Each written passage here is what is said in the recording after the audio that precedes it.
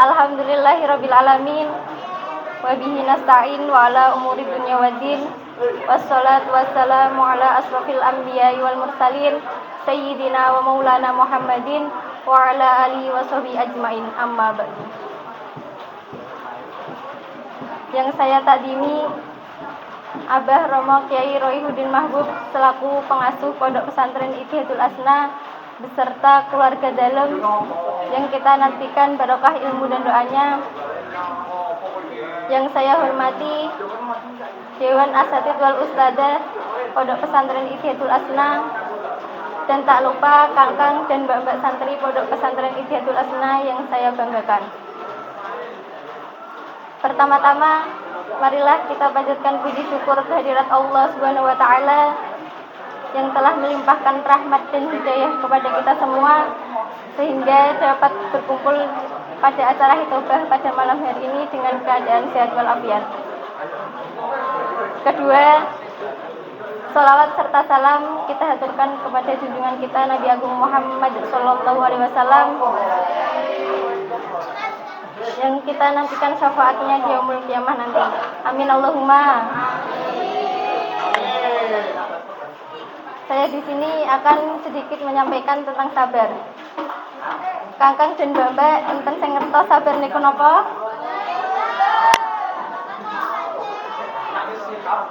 Kata sabar berasal dari bahasa Arab, yaitu sobaro yang berarti menahan.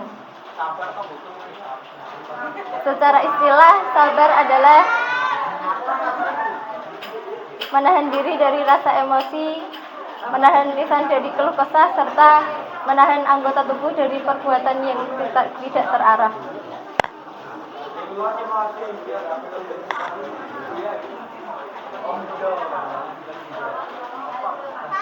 Sabar merupakan salah satu kunci untuk meraih kebahagiaan dan ketenangan hidup. Dalam firman Allah Quran surat Al-Baqarah ayat 153. Bismillahirrahmanirrahim.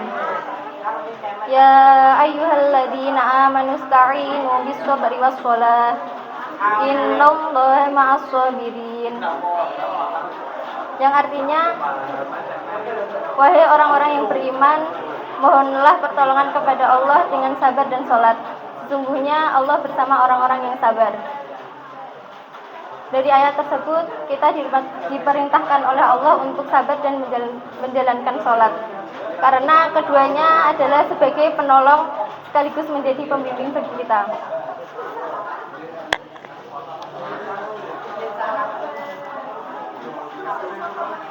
Selanjutnya, sabar dalam Islam ada beberapa macam. Kakang dan mbak-mbak enten sing ngertos sabar niku enten pinten?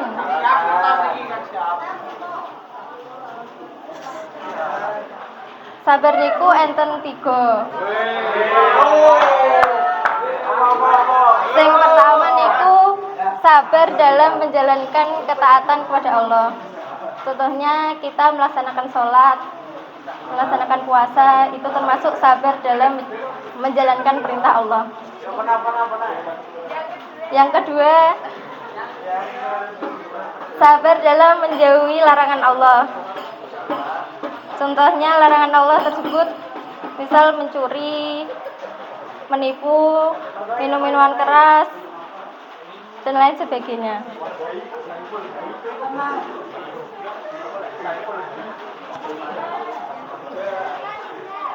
Yang ketiga atau yang terakhir yaitu sabar dalam menghadapi musibah. Dalam hidup ini kita selalu mendapatkan cobaan dari Allah, yaitu berupa musibah. Bisa musibah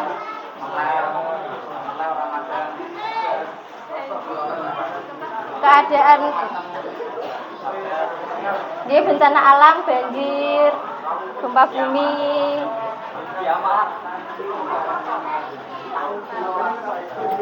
Nah, untuk menghadapi musibah tersebut kita diharuskan dengan sabar.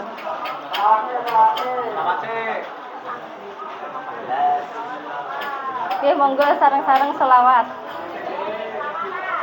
Allahumma sholli ala sayyidina Muhammad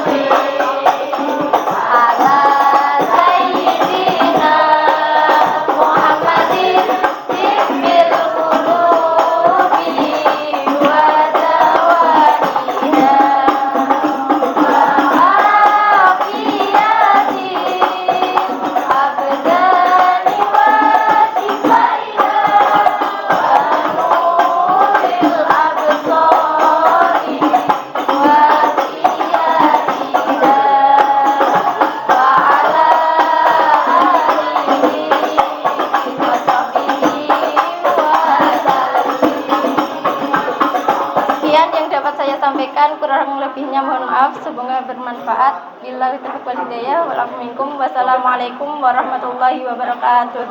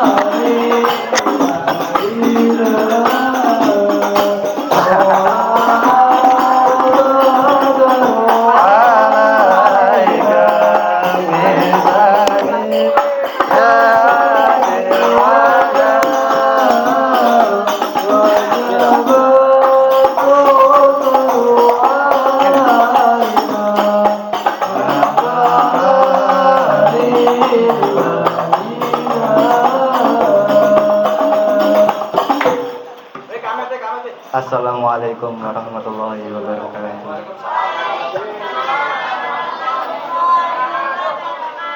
Bismillahirrahmanirrahim.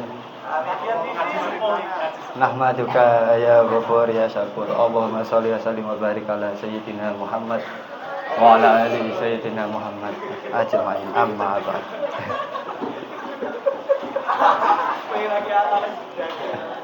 Ingkang kinurmatan Abah Yai wa Ali, ingkang kehormatan Dewan Asatidz Ustaz dan Pondok Pesantren Hidayah Asna,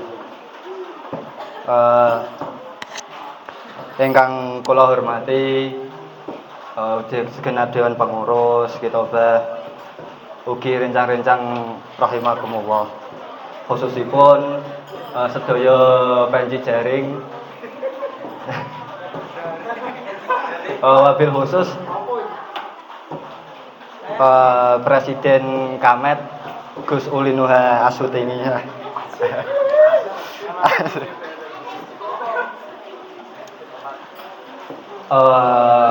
Marilah kita panjatkan puja dan puji syukur kita atas kehadirat Allah Subhanahu wa taala yang telah memberikan rahmat dan inayahnya sehingga kita dapat berkumpul di majelis yang insyaallah penuh barokah ini. Amin.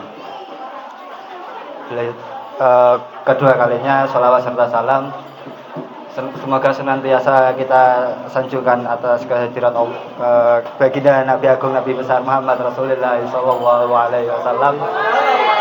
Allahumma sholli ala sayyidina Muhammad.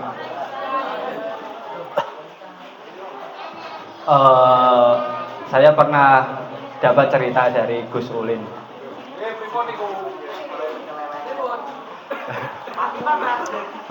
Ada sebuah cerita tentang Syekh Abdurrahman Bajal Haban.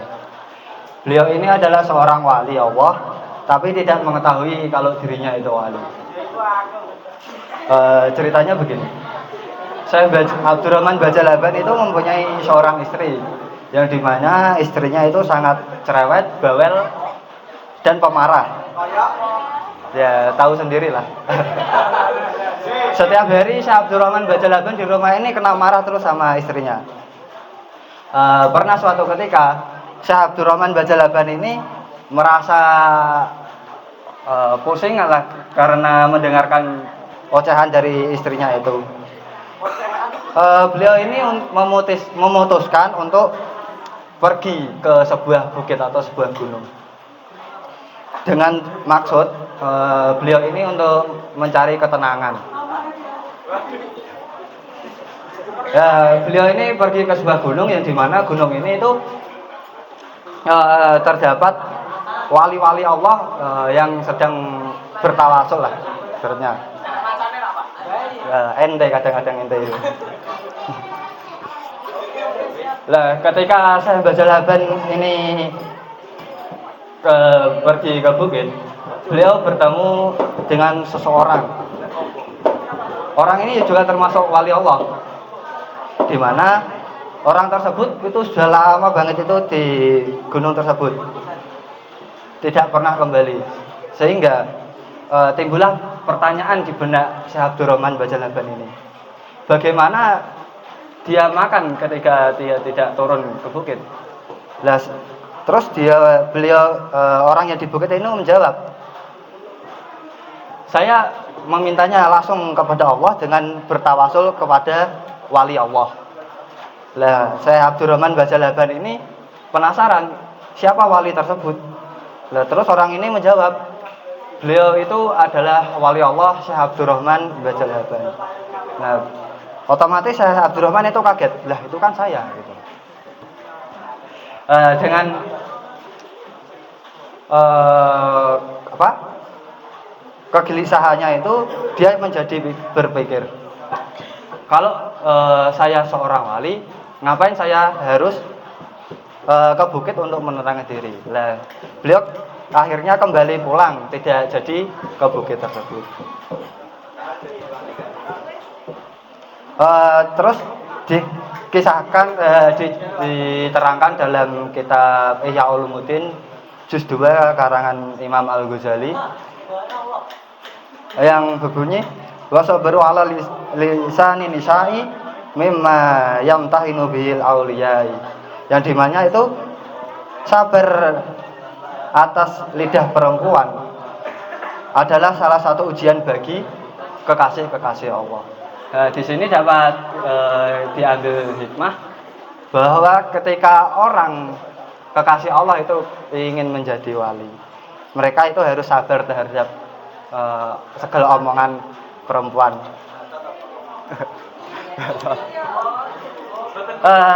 Tapi di samping itu perempuan adalah wanita yang mulia, di mana seorang yang mulia itu harus dijaga dan dihormati. Makanya tidak boleh dikasari. Apabila wanita kasar itu berarti laki yang salah. Dan ketika laki-laki yang benar, wanita jauh lebih benar. Nah, itu kalau mau menjadi wali-wali Allah itu harus sabar menghadapi wanita ini. Ya cari. Ini wali jalur sabar ini.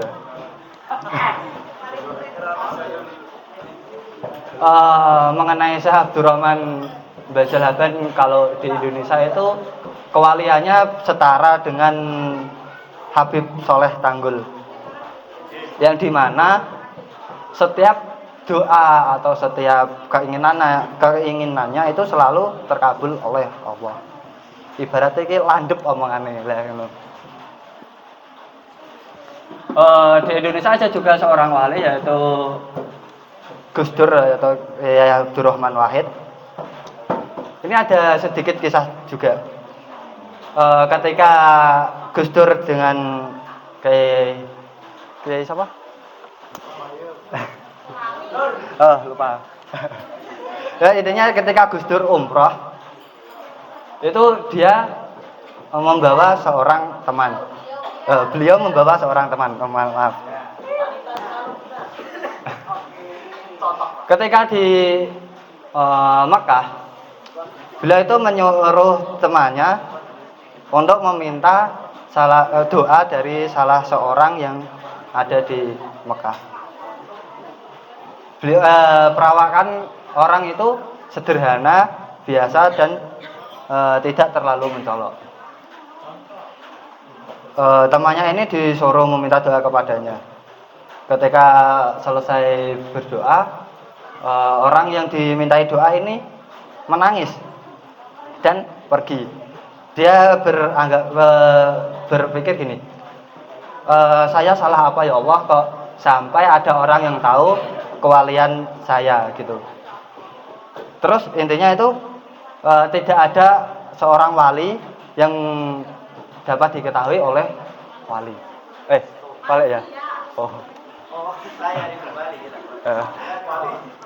Intinya itu yang dapat mengetahui wali hanya seorang wali. Terus mengenai Gus Dur ini ada banyak sekali cerita yang tentang kewaliannya, dan ada juga karangan yang begitu fenomenal oleh Gus Dur, yaitu Syair Tanpa Waton.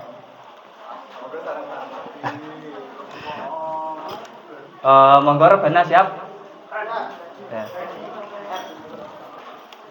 Yang gimana syairnya itu ngawiti ingsun klarasiran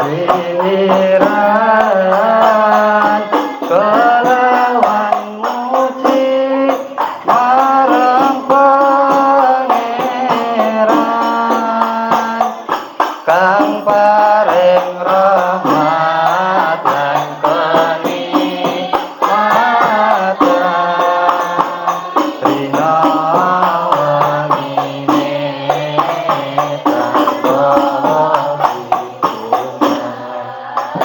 rina wangine tanpa hitungan.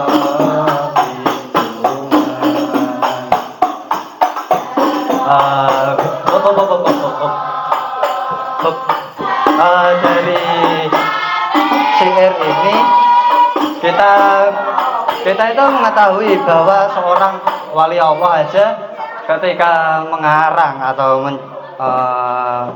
ya mengarang lah itu diawali dengan memuji dan mengagungkan Allah sang pangeran supaya apa? Ketika kita mengarang atau melakukan suatu kegiatan itu mendapatkan barokah manfaat serta mendapatkan perlindungannya. Terus Dubala kanca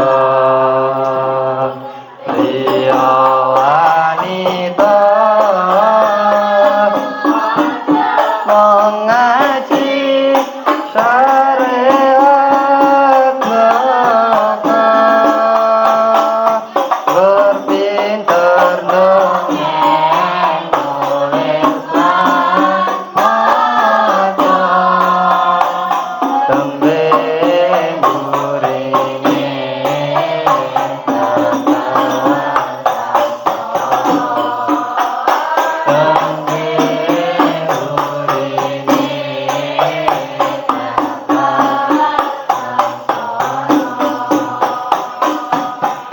dari syair kedua ini kita dapat ambil pelajaran di mana ketika kita belajar itu jangan cuman syariat toh, tapi ada hakikat dan ma'rifat.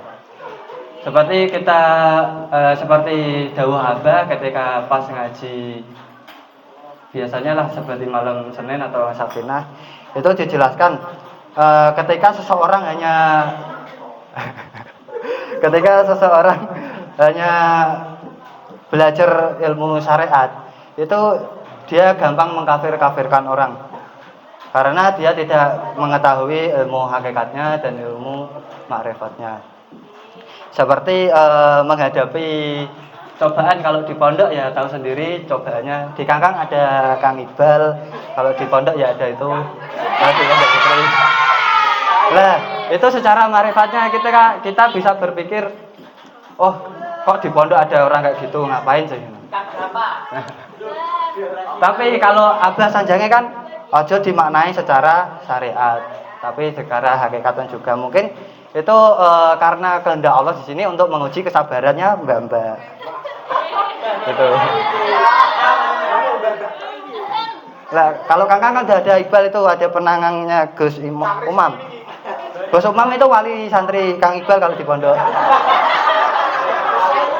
Nah, semua perkataannya itu dituruti oleh Kang Iqbal.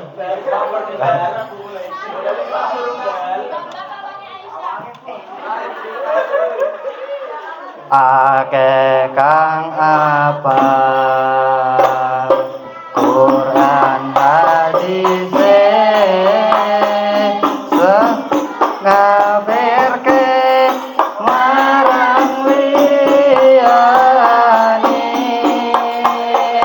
kafire dhewe dadi ngatake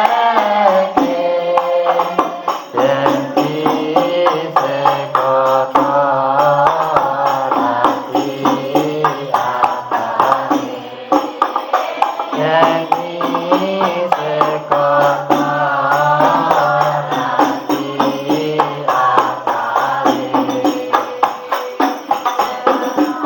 banyak orang-orang yang cuman hafal Al-Quran dan hadis atau cuman mengamalkan Al-Quran hadis. Beliau tidak menerima ijma atau qiyas. Orang-orang ini sering mengafirkan ya sesama muslim lah, saling mengafirkan.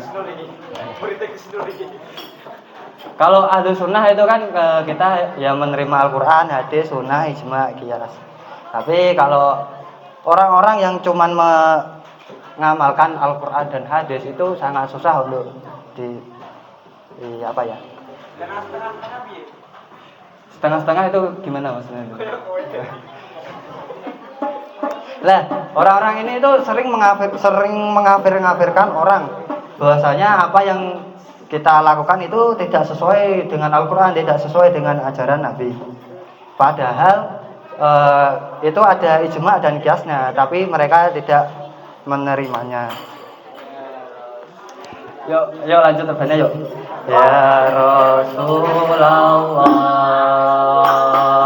salamun alaik ya Rabbi asyani wa daraji al-fatayati rotal anani ya